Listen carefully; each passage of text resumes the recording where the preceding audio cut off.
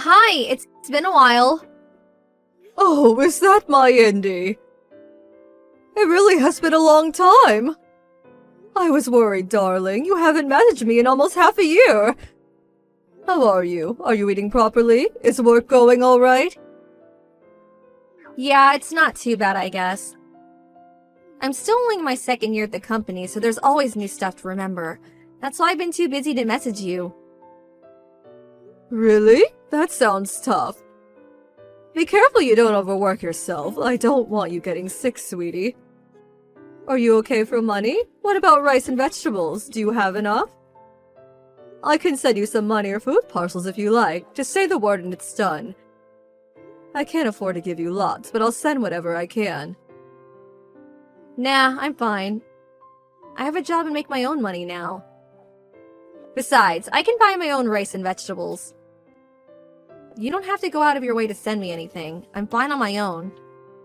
I don't really eat much of that sort of these things anyway. Oh, I see. Well, I'm really happy to hear you're doing well, honey. But if you ever do need anything, you will tell me, won't you? I'd really like it if you just showed your face at the house sometimes, too. Even if it's just for Christmas and birthdays. I miss you, you know? Listen, Mom, I have something more important to talk about. Do you mind if we change the subject? Oh, of course. Look at me getting all overexcited not letting you get a word in edgeways. Of course, honey. Go ahead. What is it? Well, it's like this. I'm getting married. What? Married?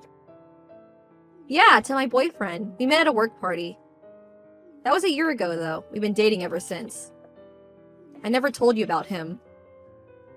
Wow, Indy! I can't believe it! I'm so happy for you. I can't tell you how much this means to me. I'll admit I'm a little surprised, but let me assure you, I'll be celebrating for you tonight with a glass of red. The wedding's planned for 6 months from now, but the thing is, I don't want you to come. What? My fiancé is the son of a very rich man who runs a major company. He's intelligent, has a great personality, is good at his job. He's just amazing. I couldn't ask for more.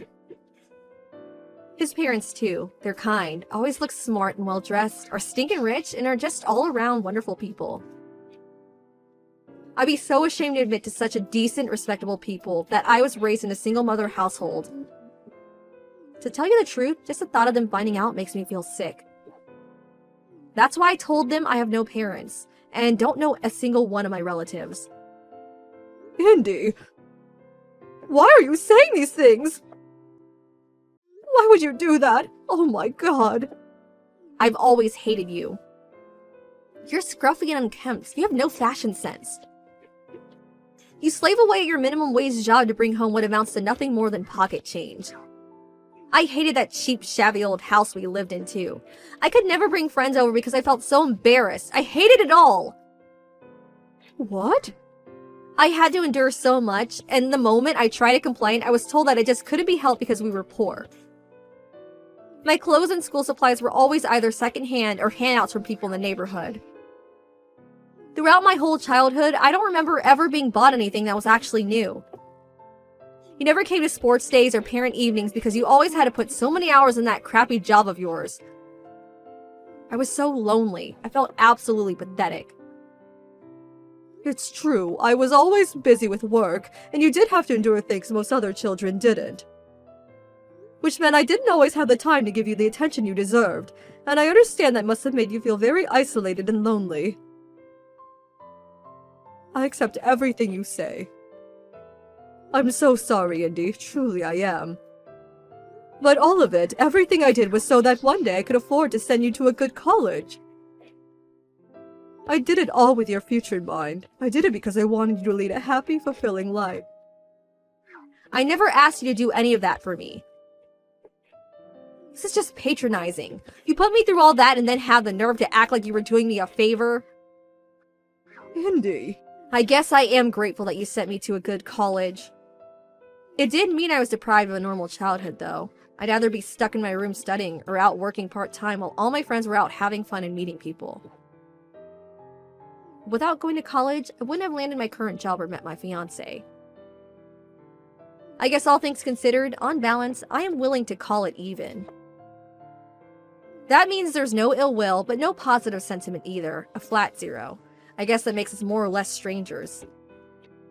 I think it's time for me to cut you out of my life. Cut me out of your life? Why? I'm gonna be the wife of the CEO of a major company before long. That means I'm moving up in the world. You, on the other hand, are still broke, still working that crappy job, still in that decrepit old house. How can I let people know you're my mom? It's embarrassing. Me and you are a mismatch. Socially, financially, we just don't mesh. You get me? That's why I'm cutting you out of my life. Never attempt to contact me again. This is my chance to finally be happy and live the life I always dreamed of. Don't you dare get in my way. I see. If that's what you want, Indy, then there's nothing I can say. It's your life and you should live it as you see fit. But please, just remember that I'm about to tell you. Your mother will always love you, and I wish for you nothing but happiness. Who are you? I don't have a mom. Hey. How's it going? It's Indy. Indy, it's been forever. It must have been, what, 2 years by now? How have you been? How's married life? Are you happy? Yeah, I'm doing okay, thanks. Listen, there's something I want to let you know, or rather ask of you. Oh, of course. There's something I want to let you know too, Indy. I'm getting remarried. Huh? You see, I felt like a weight had been lifted from my shoulders after you went off to live your life. I suddenly felt filled with energy. So I committed to building a new life for myself. I started going to a local ballroom dance club in the neighborhood last year. I've been toying with the idea of giving it a try since forever, but I was so busy with work I never really got the chance. You? Ballroom dancing? I know, right? I had my doubts about it working out at my age, too. But when I plucked up the courage and actually went, I had a whale of a time. I made lots of friends there, too. Now we all go out for drinks regularly. Anyway, me and one of my dance partners started getting along really well. We realized we had the same interests, similar personalities. His name's Donald Silverstein. His wife passed away 3 years ago, and all of his children have flown the nest and have their own lives to lead now. So he currently lives on his own. After we hit it off at the dance club, he invited me out to dinner. Then we got together, and after we dated for a while, he got down on one knee, popped the question, and asked if I'd do him the honor of spending the rest of my life with him. Isn't it just amazing?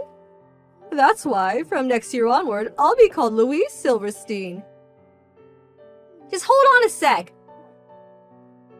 Does Donald by any chance have a really, really big house? Or should I say a mansion? 3 floors, acres of garden complete with tennis courts and mountains? Huge, grand, and magnificent? Huh? How did you know? You're right, though. That's my Donald you're talking about. I actually went to his house for the first time recently after he proposed to me. It really is as amazing as you say. I almost fainted when I saw the gold-encrusted chandeliers. Luckily, his butler noticed I looked woozy and offered me a seat. His daughter was one of my classmates. Abigail Silverstein was her name. She tried to keep it on the down low, but everyone knew her dad was filthy rich. Word around school was he was a billionaire. If I had to guess, I'd say it's probably true. But I'm not marrying Donald for his money. It was his kindness and loyalty that I fell for. Neither of us are exactly spring chickens anymore, and we decided not to go into the trouble of having a wedding. But Donald will be holding a big dinner at his place. All of his kids will be there, so I get to meet everyone while we all celebrate the occasion with some food and drinks. Really? Actually, this is perfect. Make sure you send me, my husband, and his parents an invite to the dinner, okay? What? Why? Well, the thing is, my husband found out about you. He found out I was lying about not having any parents. He also knows I was raised by a single mother and that I broke off contact with you. Him and his parents were furious when they found out. How could you be so cruel to your poor mother after she worked so hard to send you to college? You disgust me, to quote my husband. Really, I see. Now, him and his parents are giving me the cold shoulder. And the image of the perfect bride I worked so hard to cultivate was smashed to pieces in an instant. Nothing's been the same since. He says he doesn't even know whether he wants to carry on. Divorce was mentioned. That's why I want me and you to build some bridges. Actually, that's why I messaged you today. Build some bridges? By that, I take it you mean you want to reconcile and have me back in your life. Yeah, that's it. Let's do that. I need my husband and his parents to see that me and you patch things up and have a normal relationship. They have to know you forgave me too. That part's important. I think I can make them see that. They'll stop thinking about divorce. Besides, if you're married now, I'm not so embarrassed about introducing you anyway. Especially now you bagged yourself a billionaire. If anything, I'm actually excited. You're gonna score me some major points by having a husband that rich. Plus, I think me being related to someone like Donald can only be a good thing. Now that I think about it, the merits are endless. So what do you think? You'll invite us, won't you? Pretty please, with a cherry on top? Think of it as helping your daughter out. Oh, Indy, you see, the thing is, you're not my problem anymore. Huh? What does that mean? It means no. Why should I let you use my wedding dinner to get you out of being divorced? Me and Donald aren't your own personal tools to be used and manipulated as you see fit. You're an adult now. You have a job, you're married. You're well past the age where I fix your problems for you. You got yourself into this mess, so how about you get yourself out of it? You can't go relying on your mommy forever. No, wait, please. Why not? What do you mean, why not? Because you reap what you sow, Indy. Liars always get found out. I mean, seriously, what did you expect to happen when you told your husband and his family you were an orphan? This was inevitable. And isn't it just a tad selfish of you to expect me to come crawling back to you the moment it suits you? After you cut me out of your life to present some phony, made-up image of yourself to your new family. I'd be embarrassed to introduce a daughter as shallow as you to my Donald. Oh my god! If you don't invite us, he might divorce me. All you have to do is let us show our faces for a few minutes. We'll leave after you meet him and his parents, I swear. Didn't you say you wish for nothing but happiness for me? It's true, I certainly did say that, and it's still true. But it's ultimately just that, a wish. I never once said I'd have anything to do with you again. Happiness is something you have to obtain on your own. Oh my god, come on, I'm begging you here. Do you have any idea how much trouble I'll be in if he divorces me? How hard I worked to get to where I am today? I finally managed to marry into money after all these years. This can't be how it ends. It can't! Mom, please, I'm begging you. Who are you again?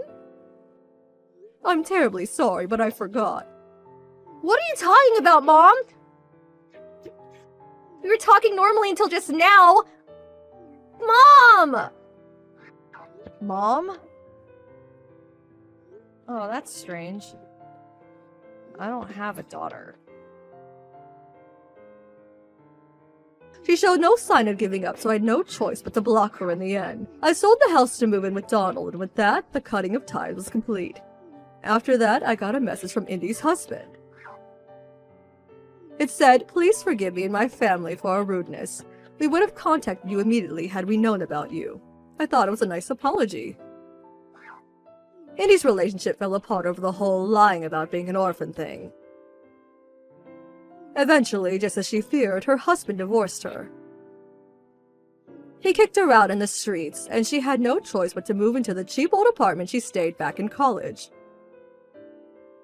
Her standard of living was suddenly in the gutter, and with her life crashing and burning before her eyes, she was forced into long hours of overtime to keep up with the rent and student loan repayments.